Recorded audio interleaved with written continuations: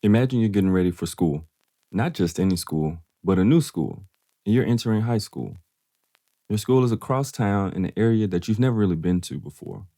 What's great is that you have a few friends that are going with you. So as you get ready to leave the house, you hug your parents. As you walk to the bus stop, you see your friends, and so you join them. As you get on the bus, you have nerves, a little bit of excitement because it's a new experience. And as you notice, as you get closer to the new school, you see a large crowd of people and a few police cars. As the bus pulls up near the school, you notice the crowd seems to be focused on your bus. The people look furious and mad. There's signs, bats, 2x4s, and all kinds of things being held. As you exit the bus and walk towards the school, police are trying to create a path for you to walk into the school. While you are walking, the angry group of people are spitting on and spitting at you, throwing things at you and your friends, and calling you some of the most derogatory terms you could think of. When you finally get into the school, students and staff are looking at you with disdain, like you have some type of disease. If any healthy part of you is intact, you know this is not right and not okay. Well, this is exactly what happened to the Little Rock Nine and quite a few black children who were the first to help desegregate schools after Brown versus Board of Education. This episode is about systemic racism in education. And this is a tough one because education is so very peculiar and different in certain pockets of America. It had to depend on quite a few things. But in here, I'm going to stick to the larger impact of systemic racism actions in America that affected our education.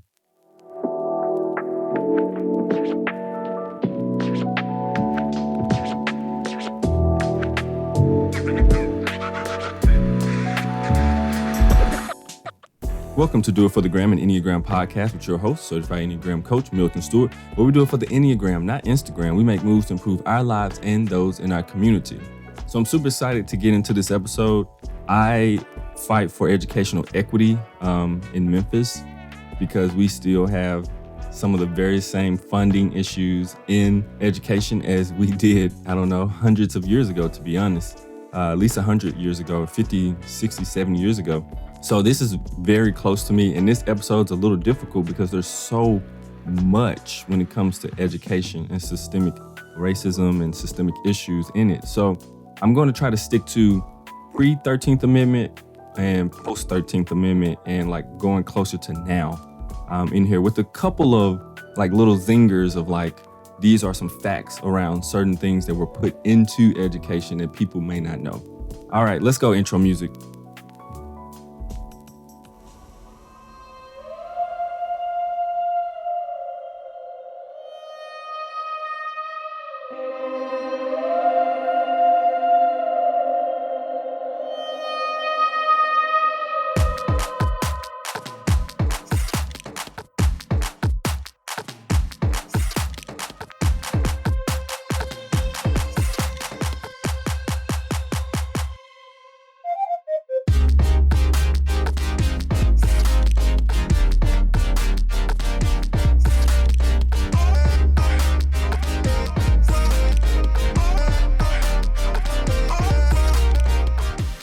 Pre-13th Amendment.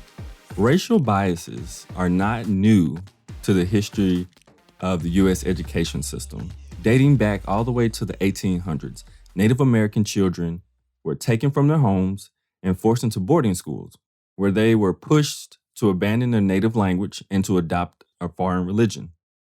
Education was used to assimilate these Native American children to white culture forcibly. This institutional racism created a belief that white culture was better than the Native American way. Definitely might want to do some research on that. They have literally have pictures from Native Americans going in these schools and wearing certain clothes and having their hair a certain way. Check it out. Do some research on that too. It's interesting, I guess I would say. These racial biases express themselves with Chinese students as well in a different manner. Instead of forcing them to assimilate and to prescribe to white educational system, Chinese American children were barred completely from going to school. Later, legislation stated that they had the right to a public education, but segregated them to Chinese-only schools. Latinos or Latinx and Hispanic students face the same fate as the Chinese students in being methodically shut out from education. Latinos were granted access to the education under the ruling of a judge who had the particular belief that he asserted that Latinos were of white descent and therefore above other minorities. So the American South, laws against African Americans completely obstructed their ability to get an education. By law, it was illegal. I'm gonna say that again. By law, it was illegal for an African American to learn how to read and write. African American communities had to turn to schools established by Quakers and Christians in order to get an education. But turmoil and violence would always find these white allies, forcing these schools to close their doors. And so fear of uprising was palpable in these plantation states, and illiteracy became a weapon used against African Americans. If African Americans remained uneducated, plantation owners and Southern whites believed they would not revolt, maintaining the status quo of slavery. Now, you hear that, right? Illiteracy became a weapon in order to keep African Americans from learning and actually being able to exercise liberty and rights. Now, don't forget, this continues throughout history. This is pre 13th Amendment.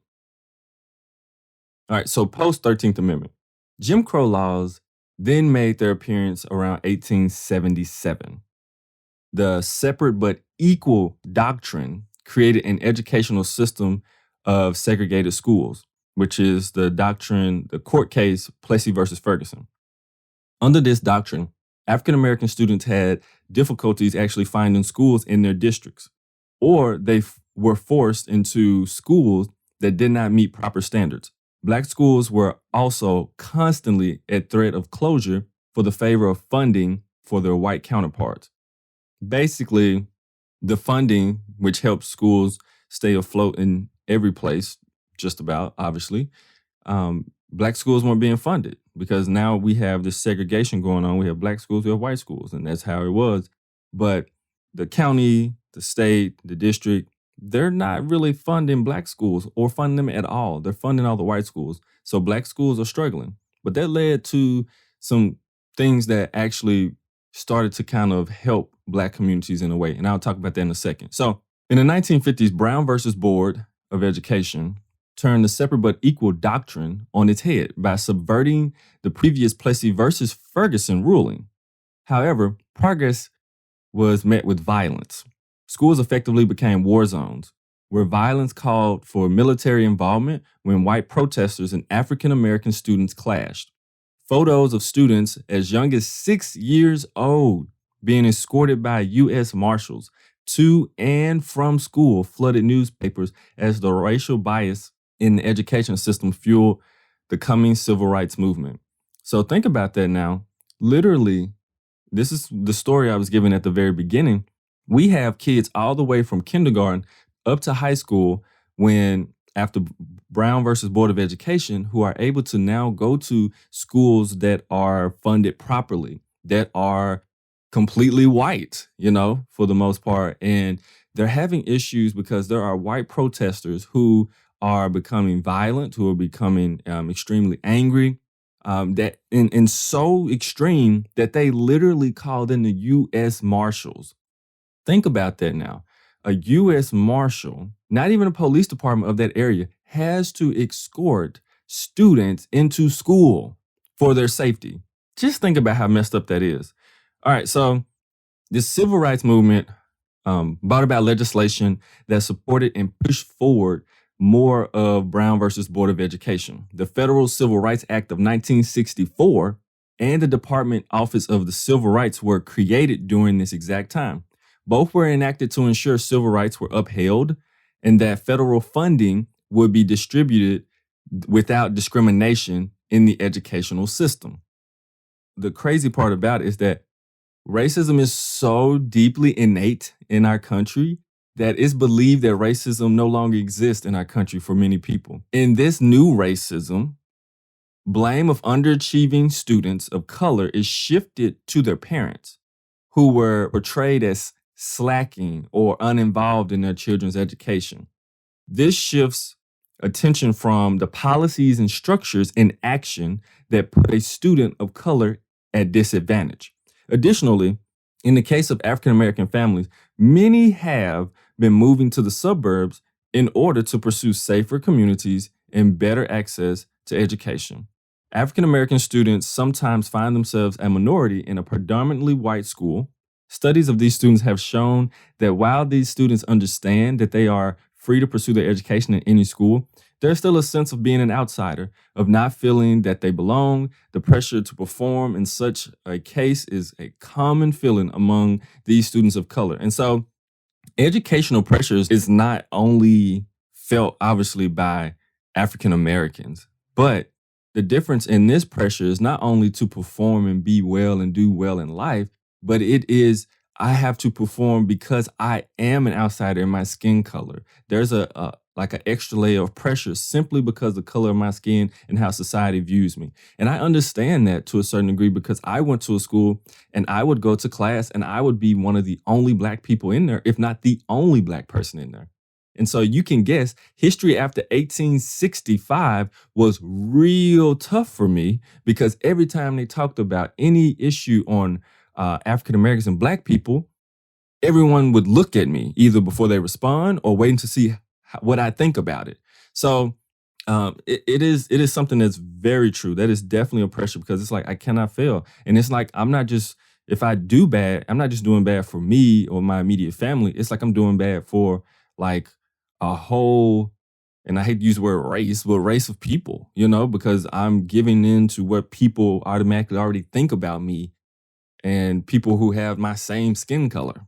Quick fact correction. So, affirmative action. In 1995, a report by California State Government Organization Committee found that white women held a majority of managerial jobs, which is around 57,000, compared to African Americans, which is around 10,000, Latinos, which is around 19,000, and Asian Americans around 24 or 25,000 after the first 2 decades of affirmative action in the private sector. In 2015, a disproportionate representation of white women business owners set off concerns that New York State would not be able to bridge the racial gap among public contractors. So the reason I'm throwing this in, because I know affirmative action is something that there's a lot of rhetoric around it and things like that. What's interesting is that the people that benefited the most from it were actually white women. And I don't have a problem with women in general being able to benefit from it, because America is flipped up in a lot of different ways.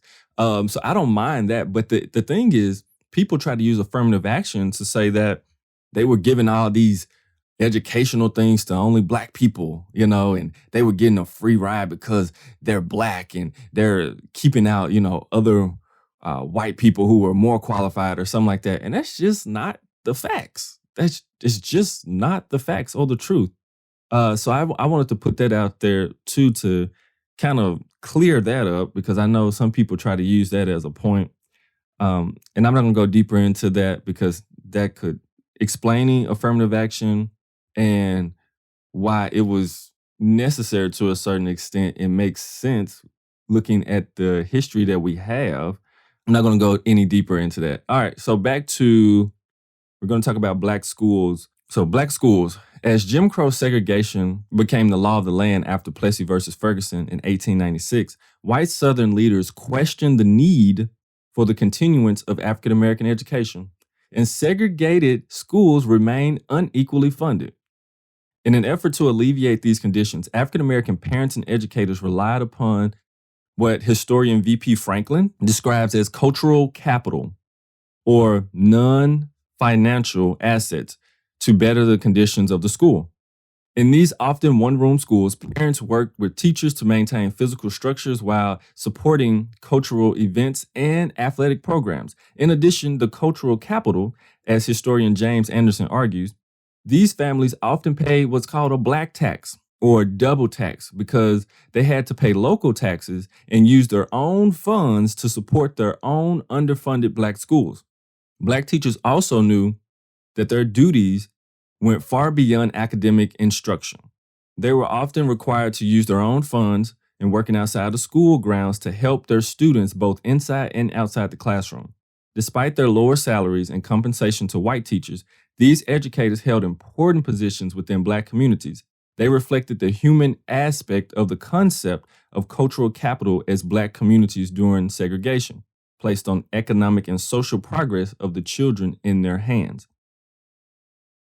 So here's one thing that I love about communities. I love about people and the humanity of people. When things are rough and they're at their dire straits, people actually can pull together and really do some great things for each other. And this is what was happening because of segregation. Schools were underfunded or not funded by the district, as they should have been equally funded by schools that were white, if it's separate but equal. But nevertheless, a lot of Black communities rallied around getting the right funding in a different type of way. Maybe I work at a store that has I sell, bread. And so I make sure the school has bread and it doesn't cost them, or anything. But maybe they make sure they offer me business outside of that, but I make sure the students have food. So it's like all these different ways that you can come together, even if you don't have the financial things that you need, for sure. So that's part of it. All right. On May 17th, 1954, when the Supreme Court ruled the Brown case, remember Brown versus Board of Education, that segregation in the public schools was unequal, it caused an uproar. For Southerners, this decision did not call for an end of segregated schools. It also threatened the foundation of white supremacy, which was constructed upon destructive stereotypes of Black intellectual inferiority and fears of Black male sexuality. Yeah, I know. Unfortunately, some people still perpetuate these same destructive stereotypes. This extensive negative reaction coalesced into a strategy called massive resistance. On May 1957, 101 congressmen issued the Southern Manifesto that declared, "We pledge ourselves to use all lawful means to bring about a reversal of the decision which is contrary to the Constitution and to prevent the use of force in its implementation." On every level, from the school board to the state house, Southerners fought this decision.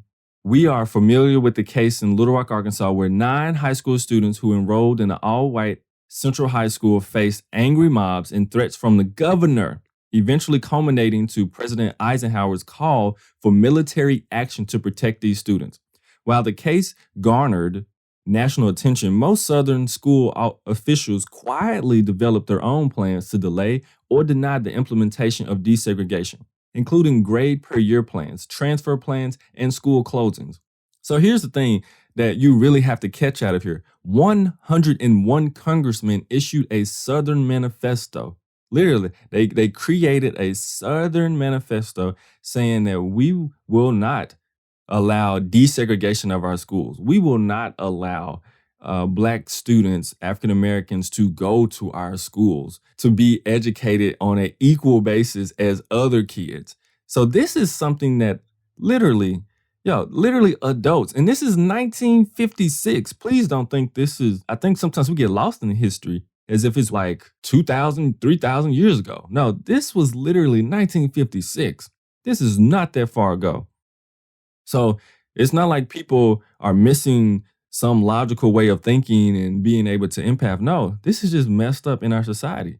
Those things, that the desegregation of schools and having to have U.S. Marshals come down to protect students simply going to school, it led to what's called white flight. And that's all connected to redlining, which is the episode before this, the GI Bill, which did not help African Americans, unfortunately, and helped white people. So all of this plays in there as well. All right. So in addition, school boards also funneled money and supplies to existing facilities and constructed new Black schools to dispute the claims that they were underfunded and quell the desire for integration. So you have to remember this. A lot of times when organizations or the government is blamed for doing something wrong, or they are doing something wrong, they'll find a way to say, "Oh no, we're doing right." And they'll find a way to find money somewhere to put towards this, to make it look good, to make it look like they're doing the right thing. Here's the issue. A lot of times that doesn't take into account all the existing structures things that were there that were good and implement them. It's just, we're going to create something new. Oh, here's a new black school we're going to create and put some money towards it. Instead of looking at what was the structures beforehand, how was the community beforehand, what good things were going on there as well. Instead of doing that. Same thing happened to Native Americans. Instead of saying, wow, those are some amazing things that you have and some great things and culturally you have, how about we merge them and we look at what are the best ways we can collaborate and help each other? Anyway, so when this strategy failed, the one that they were trying to create the new black schools and started trying to funnel money into different schools that were predominantly black, when this strategy failed, the federal court ordered 4 school districts to develop new desegregation plans. I mean, black teachers face massive job losses as white school boards closed black schools. African American principals who once held one of the most powerful and prestigious positions within the African American communities also received demotions or lost their jobs as their school was eliminated.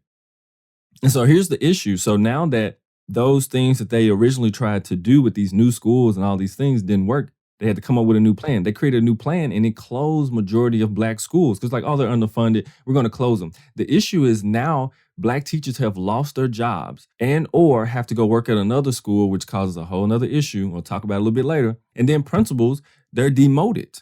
And so they may have to go into another school, but now you're no longer the principal. Like now you're back in the classroom, even though you manage your class and your school amazingly. Now you're back doing this and you're getting paid quite a bit less. So this is another huge issue that happened.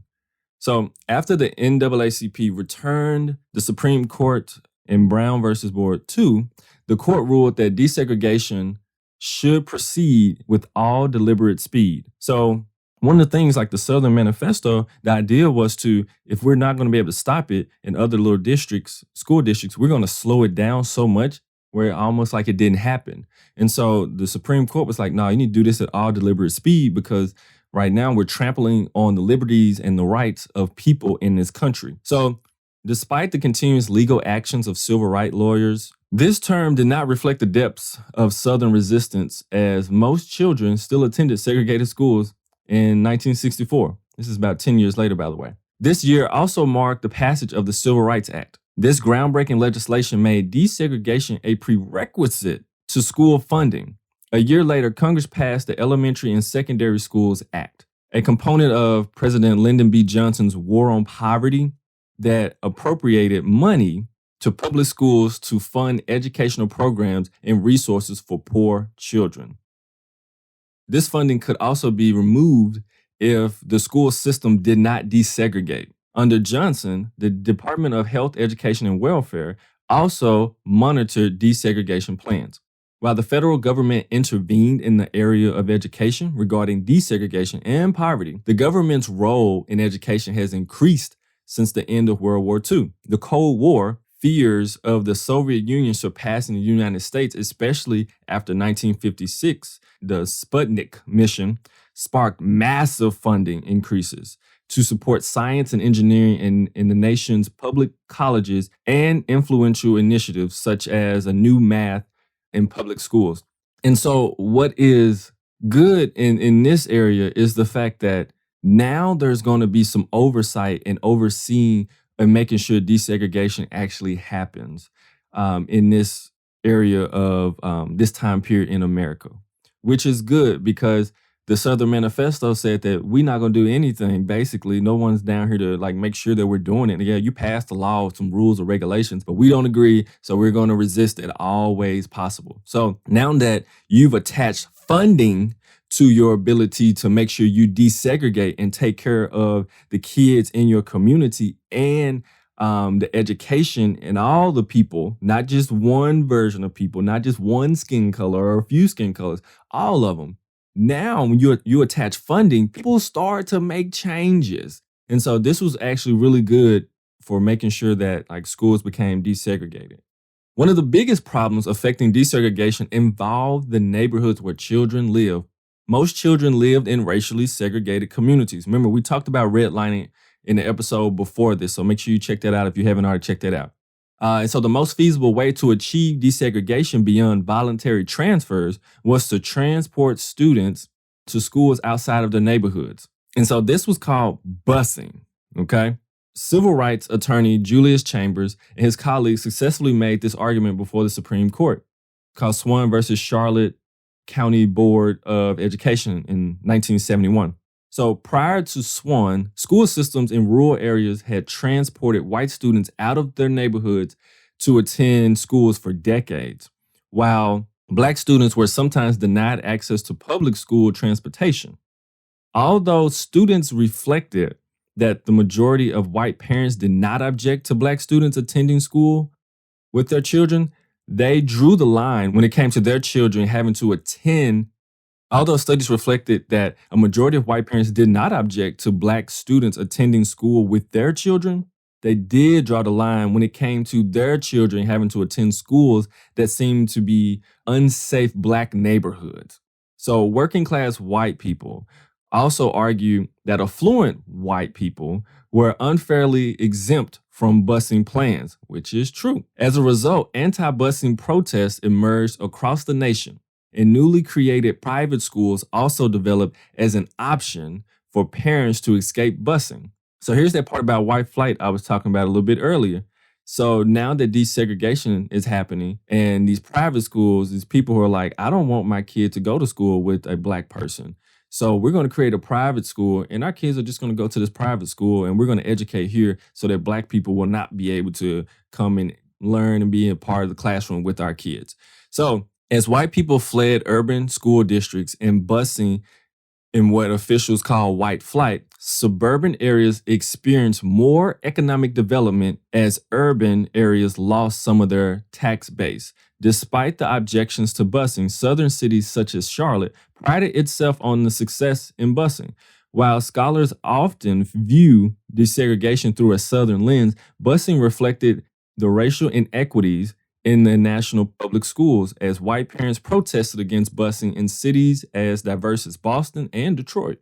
Busing also exhibited the gendered nature of racism as angry white mothers across the nation shouted racial epithets at Black students on the buses. And so this is also the scenario I was giving you at the very beginning. You're going to school and they're literally adult grown people yelling at you, saying racial slurs, cursing you out, spitting at you, threatening you as you go to school. You are less than 18 years old, from 17 to 6, all the way down to 6. And you have people saying some of the most harsh things, adults that you have never done anything to. You're literally just trying to go to school and learn and trying to become something maybe one day, if our country will allow it. So this is really messed up when you think about it. You really process it. It is really, really messed up. And then don't forget the funding part. So remember, money goes where the people go a lot of times, and especially at this time where white people went. So a lot of the urban schools that generally were predominantly white, when they went white flight and went to the suburbs, a lot of the funding from the inner city went out to the suburban areas. And so the schools, once again, that Black people were in, they're supposed to be desegregated, once again started to get less funding. So while President Johnson supported desegregation efforts, the Nixon administration reflected a conservative turn in the educational policy, as President Richard Nixon spoke openly against busing. He ordered limited federal funding to districts to purchase buses despite their requests.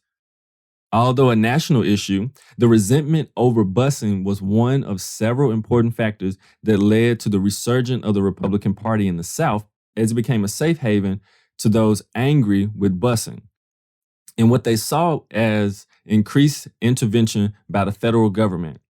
And so here's the thing with a lot of times Southern states and state rights, because we all know the Civil War had nothing to do with state rights, but if it does, the state right to own slaves, that was the state right that they really wanted and not having federal government intervention. It would be great if necessarily maybe you didn't have to have federal intervention because the people in that state, in that area, actually did what's best for all the citizens in their district, counties, and states. The issue is that that's just not happening.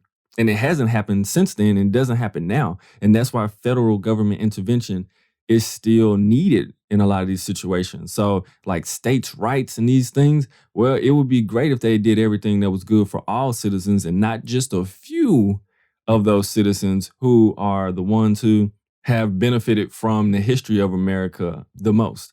So, moving on, while majority of African American parents supported busing to expedite desegregation, their children often bore the burden as they left their homes very early in the morning to attend school sometimes 20 or more miles from their home. While integration meant that Black children could now attend schools with greater resources, they sometimes encountered racism from their white peers and teachers. Black children who lived in suburban neighborhoods also had to overcome stereotypes of racial inferiority promoted by white students and teachers. They also had to navigate class differences among Black children bused in our own poor neighborhoods. Attending, and by class, it means like there was almost a caste system. Not almost, it was a caste system that enslavement created inside of our society where like supposedly white people are better than Black people. So there's a class navigation that people had to work on the differences. All right. Attending schools far from their communities caused additional problems for Black parents and students. For example, students could not do extracurricular activities and parents could not attend teacher conferences or participate in the PTA if they did not have to ride home, if they did not have a ride home. Additionally, teachers also had to contend with court decisions mandating faculty desegregation that called for every school to be 80% white and 20% Black. These rulings ordered the transfers of hundreds of Black teachers to white schools. With their move, these teachers suddenly lost their status as they assumed their roles on the new faculty in white schools. The loss of Black teachers also decimated Black institutions as the character of these schools suddenly disappeared. By the late 1970s, African Americans, once proponents of busing, now became wary as they saw the beloved neighborhood schools deteriorate or close. They wanted desegregation to be a two-way street, not a process of dismantling their schools. In the North, Black parents who wrestled with school boards to gain community control. The supportive relationship between Black parents and teachers regarding discipline also disintegrated as protective Black parents viewed discipline through a racialized lens, as Black children were often punished for minor offenses in greater degrees than white ones. By the 1990s, antipathy towards busing transformed into the community schools movement that advocated for neighborhood schools and pushed school districts to abandon their desegregation plans.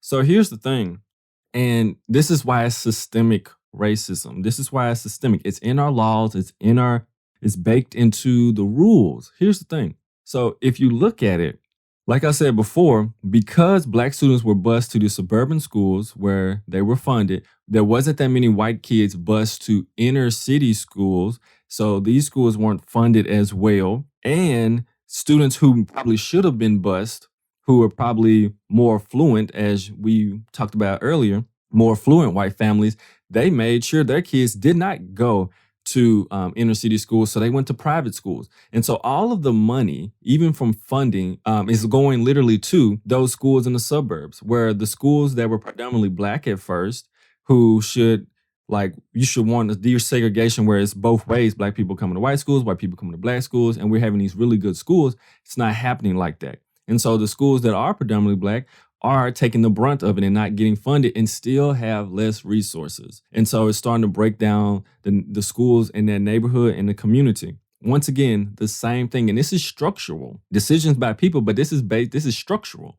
You know, these are based in these laws and rules and regulations that people set up from the beginning and then implement and then really bring in the people who are affected by it to make a lot of these decisions. While Brown continues to be celebrated as a civil rights milestone, as we look at the problems of poverty and racial segregation in today's public school, some people argue that the decision resulted in a dismal failure as some 80% of Black children now attend segregated schools nationally. Despite this view, today's schools are not as resegregated as they once were in the South. From 1954 to the late 1980s, the rate of Black children attending white schools rose tremendously in the South, from 0% in 1954 to 43.5% in 1988, only declining after dismantling of the courts-ordered desegregation plans, and it went down to 23.2 in 2011. The South remains the least segregated area of the nation. Interesting, right? The current resegregation of the public school are due more to the declining support of desegregation by local district, the federal government, and the Supreme Court.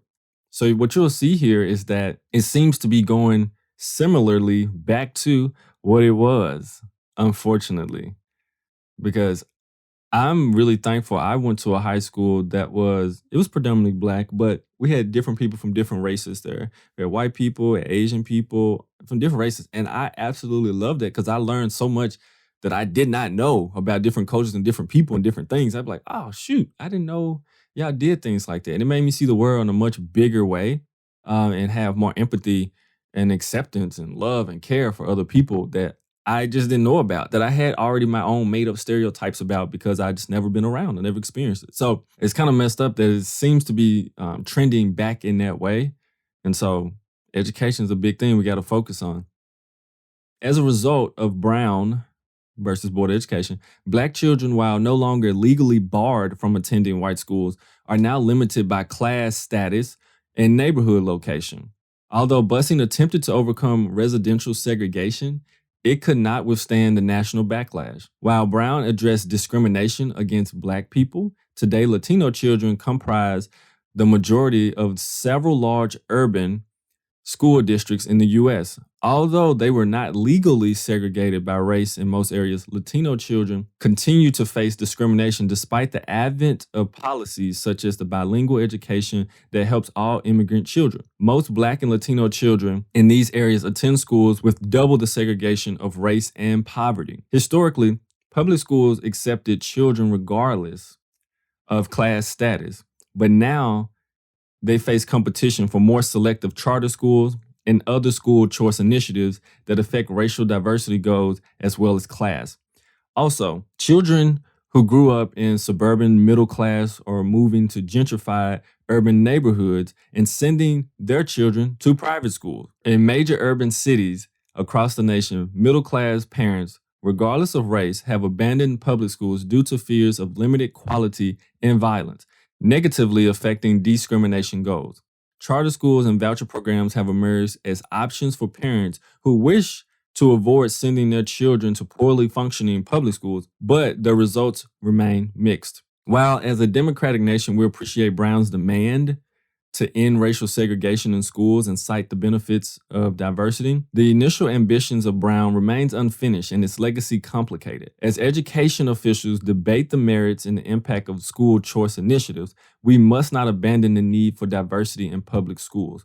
So this is what's super important, like making sure that we understand how our kids in our community are educated, whether you have a kid or not, is to me some of the most utmost importance for our kids to not just get an education in the fact that they went to a nice school, but to a well-rounded education that is diverse and understanding and helps people to develop empathy and just a commonality with humans in general is so important. I think that will, and I know that will change a lot of things that we have going on that unfortunately adults have learned through their school experience, where you went to school with everyone look like you and you didn't really get to experience like how's the life with someone else, or maybe it's that one or two students there and you understood and had a conversation with them on how they really felt inside about what's going on and how different they feel and out of place that they feel at times, and maybe you didn't. But I tell you from my experience, it happens and you feel it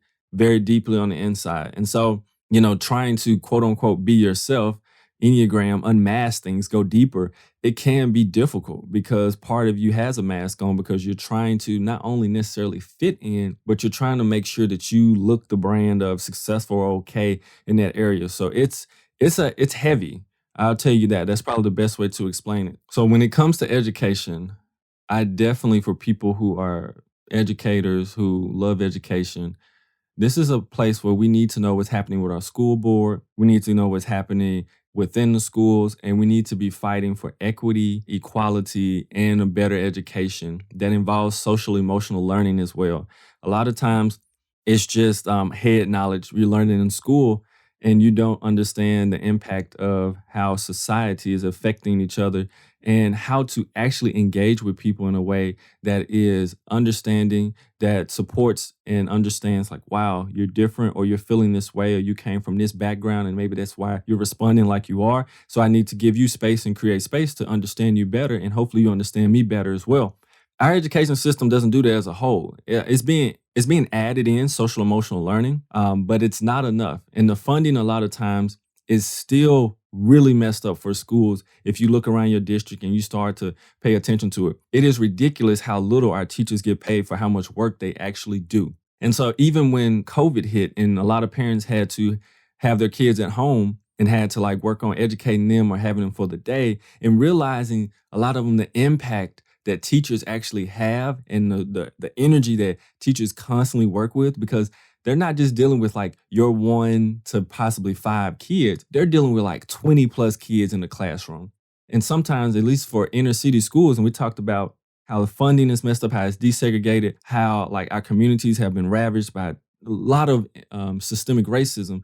We have a lot of kids who have a lot of trauma in their lives, big T and little t. And so that takes a lot out of a teacher, out of the school. And it's not that nobody there wants to give it, but it needs more resources to have that equity. For a school who may have a classroom with 20 plus kids who didn't experience trauma, they don't need that extra help to make sure that they do the things that they can accomplish where they need to, because they have all the resources and the foundation they need. These kids should have the same foundation that any kid has in America, especially here. If we're talking about you get to make your decisions and you make your life choices, and this individualism, which we get stuck in, well, let's make sure we give real equal footing to everyone. I heard this analogy, which I love. It's kind of like a baby at the hospital. At the baby at a hospital, some babies will need to just be swaddled, given the right tubes or whatever. I'm not exactly sure everything that happens, but given the right tubes and fed right so they're okay. But then some babies may be premature, and they have to do a lot of different things to make sure that baby can breathe and live life. And so I look at education that way. Like, if these kids over here need more resources so that they can have an equal footing to have really good education, to be able to contribute to society in a wonderful, beautiful way, and their community, and love themselves, then let's make sure we get them these resources. And these over here who may not need it, that's totally fine, because we're trying our best to give them equal educational footing so that they can be great and contribute to our world and their communities. And so that's the big part about education. It is so important. So I get really fired up about it, and I am not going to go too far in here, but when people make complaints about, and I had a guy who on the last one on YouTube made this crazy assertion about these crazy stats, and basically said he wasn't racist, but he blamed black men for the problems in the United States, and obviously I could have took that personal, but I didn't, because it's like something's wrong with him. But I went to the standpoint, I said, well, if you do feel that way, why don't you invest in education for black boys? If you feel that black men are so quote unquote the problem, well then start to invest and start to help school districts make sure that black boys are getting the education that they need, or the support that they need, so they won't become this so-called problem that you consider to exist in America, to be the problem for America. So it's things like that that fire me up and make me passionate about education in schools. It has literally changed my life working with the kids I work with, because the situations you learn of, and the kids and how resilient they are, and their families. Like, it is so much a lot of these families go through. People will never understand if you've never been in one. Like, you will not believe the amount of tragedy back to back to back to back that happens to these families. Like, that is just, it's not random. It's just like it's just out of the blue, and sometimes it's just a part of life and a part of where they live and who they connect. So like it's these things. It's not necessarily just an action they did. It's just things happening around them that impact them. And so there's a lot of this going on, and that's why I'm a big proponent of educational equity. Equity, equity, equity.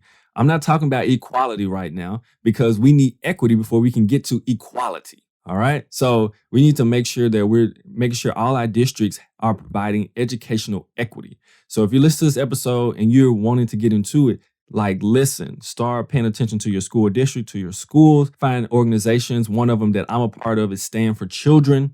I have to become more active. This is a lot going on with everything in COVID, but Stand for Children is one organization that stands for creating equity, and it's around the United States for kids who really need that in schools and families, okay? So I'm super passionate about that. I'm gonna end it right there because I could go on for days talking about the inequity in schools and how messed up those things are. I'm really passionate about it. Let me say that. It touches my heart. So that's all I have for this episode. Remember, podcasting is not free for podcasters, but it is free for listeners. If you'd like to support this podcast, you can go to patreon.com/do-it-for-the-gram. And you can support from $1 up to however much you can. It's greatly appreciated to keep this podcast going. Also, one thing I'm really excited to announce, in January, I am teaching the Kaizen Complete Enneagram program. It's a 12-week, 36-hour plus teaching for me, kind of like a college class. There's going to be community-based learning, and there's an online platform which you'll be doing work in between sessions. Super excited about that. You can check that out at kaizencareersacademy.thinkific.com, and it'll be in the show notes, so you can click on it and go there and check it out. I'll look forward to seeing you in January. Go ahead and sign up. I'm only teaching a small group that. Besides that, when we are doing work, inner work, make sure that we are also allowing that inner work to allow us to do outer work as well, because it's not just about transforming ourselves, but it's also about transforming our community and the community outside of our community to make this place a better place. Because that's the only way it's going to happen, is to do the inner work and the outer work. So I thank you so much for listening. If you ever feel triggered and you feel like you're finna become reactive instead of responsive, breathe, make a smart choice, and do it for the gram, the Enneagram, of course. And I'll see you in the next episode. Bye.